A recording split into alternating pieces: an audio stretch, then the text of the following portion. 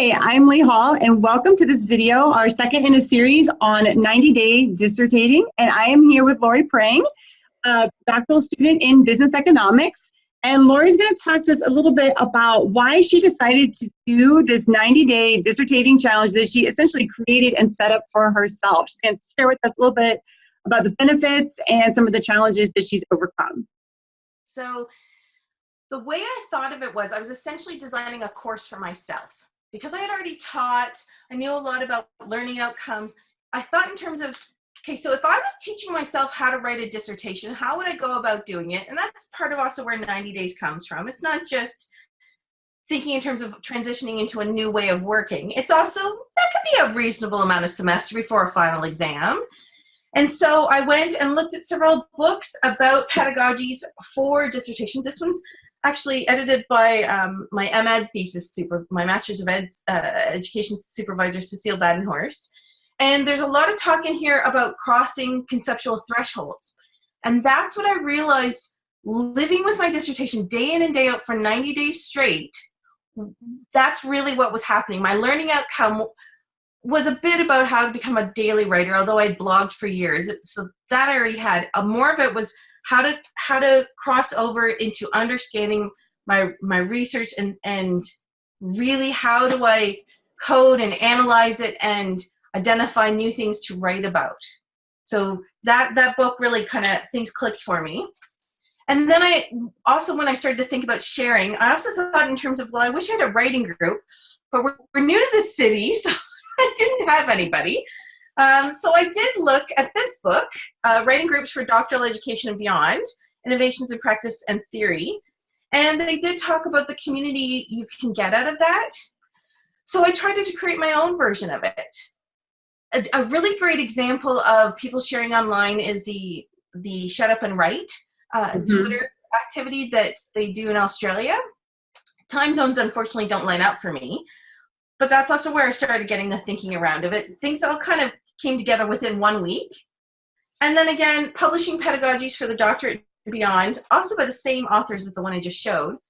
And that was the same kind of thinking of how can I design a challenge for myself that was like taking a course. And at the end, I was 262 pages, not including like appendices or anything like that. So then one of the challenges I feel like you were able to overcome with this is, you know, being new, you didn't have a local network, right, that you could plug into, but you wanted some kind of local support network. So with the hashtag 90-day dissertating, how have you found, have you found that other people are on there, that they're using it? What kind of support network exists on that hashtag? Oh, the check-ins.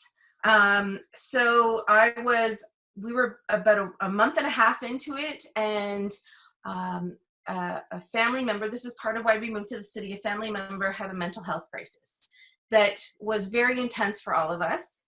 I'm sure she would prefer if I kept that, and the details private.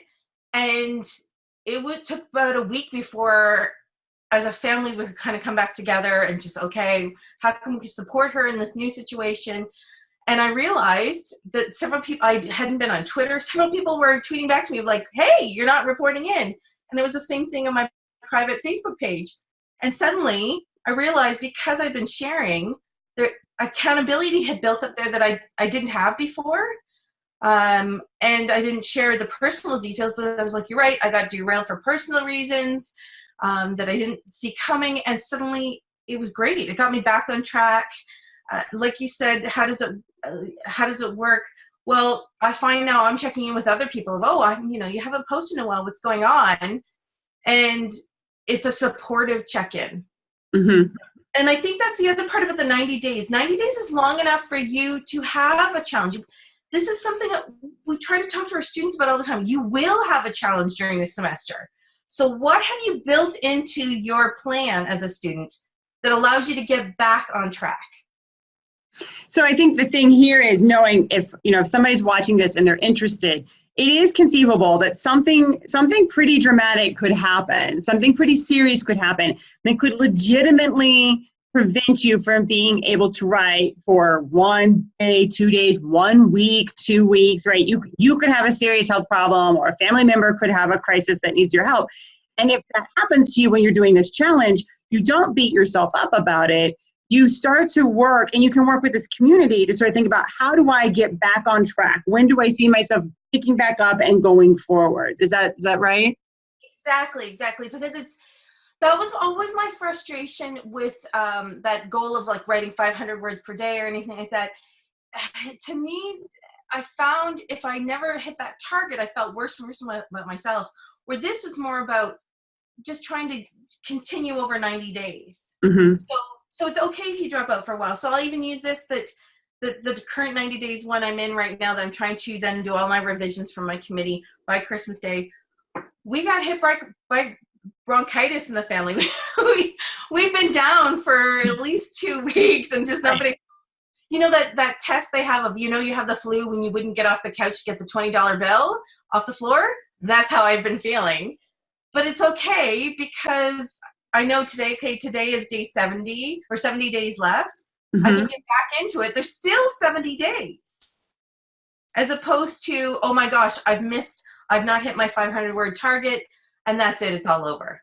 So you think about it, like if you have 90 days and you've written for 20 and you have 70 days left, if all of a sudden, somebody got the flu, for example, and they couldn't write for 10 days, when they pick it back up, you see them as picking it up at day 60, or do they pick it up at day 70? Or is it up to you? The deadline day in the way I see it, the deadline day shouldn't change. Okay. Because you've already planned a party for that day. Just like they say in project management and psychology, you've already planned a celebration. So the celebration is the fact that, hey, you made progress. How much it is irrelevant in a lot of ways. It's the fact that you were able to stick with it. I also find most people I know, when they're doing a big writing project, they're always thinking about it in the back of their mind. They're doing a lot of that emotional labor. Mm-hmm. So even if they haven't actually written a third of a page per day, or 2 pages or 8 pages, they have been thinking about it. And when they go to write, suddenly a lot more comes out than they expected. And so that's why I think, no, you go from the day that you get back on the wagon. You go from that day forward. Because it's the end day that's the day you hit send. So your perspective is it's a 90-day challenge, and within that, part of that is it's a writing challenge. And so there are people that just showing up every day and writing is a challenge. But then within that, there can be these little challenges, these life challenges that you didn't plan for. And we're not going to extend the deadline. We're going to think about, how do we deal with these challenges and still meet our deadline? Yeah, exactly. Maybe this works for me because my relationship with my supervisor is that there have been times where I've hit send because I promised I'd submit something by a certain date, and it's terrible. And I'll actually say, "Hi, Romeo, please do not read the attachment." I need somebody to not proofread it, because I have very strong grammar skills. It's more of like, fix the organization or give me feedback. And he does it. Or if he's looking at it, he doesn't tell me. Right.